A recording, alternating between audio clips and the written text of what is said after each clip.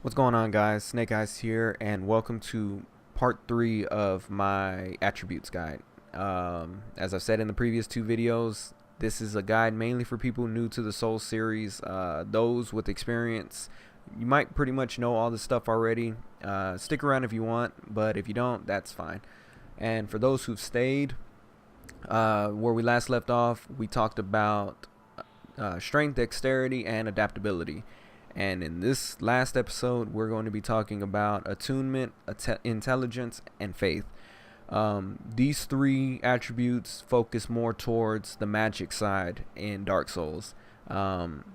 This is not like strength and dexterity where you have to level up, one and the other just a little bit. You can really just branch off and do your own thing as far as intelligence and faith goes.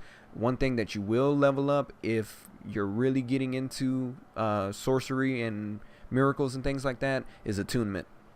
And basically what attunement does is, in the description it says attribute governing number of spells that can be attuned boost spell casting speed. And pretty much what it means when it says attribute governing number of spells that can be attuned, basically what that just means is it increases the amount of spells that you can have equipped.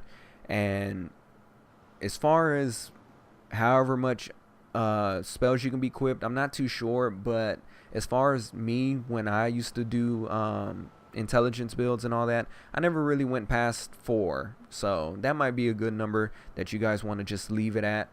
But it's up to you. You can mess around with it. 3 isn't that bad neither, especially since you're really not going to be messing with spells, or at least it's best to not really mess with spells until you're really comfortable with the whole gameplay mechanics of this whole game and things like that. And the one thing that they've added was boost spell casting speed, so that's another thing that gives you an incentive to want to put some levels into attunement.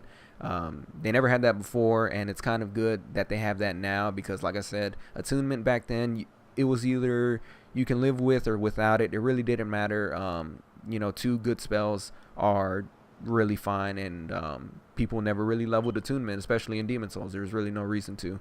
But the other things are intelligence, and intelligence is an attribute required for sorceries.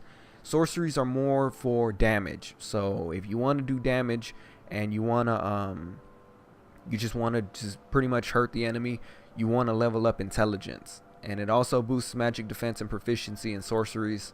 Basically all your magic defenses, magic, fire, lightning.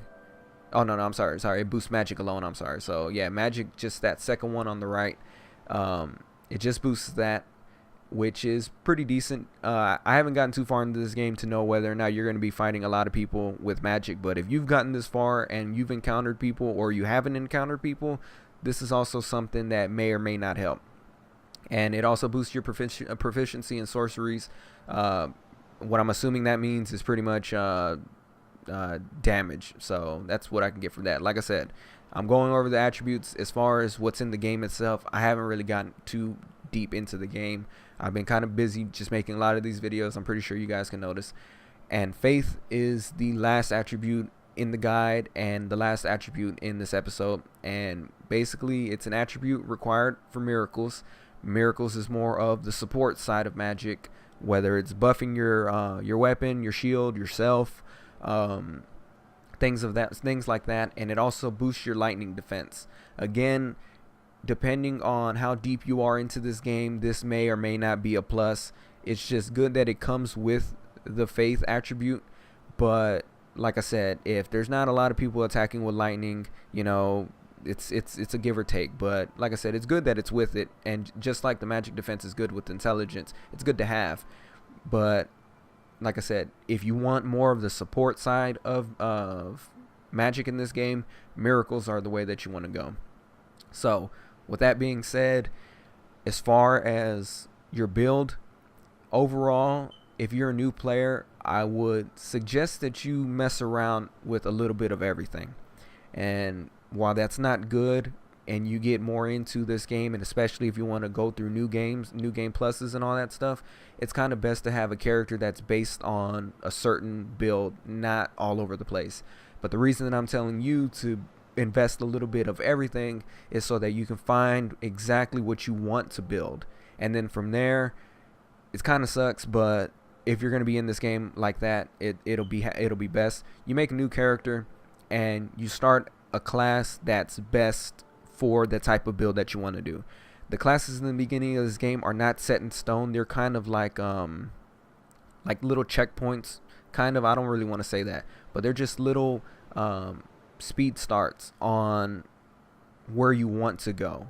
You know, you can, right now I have a knight.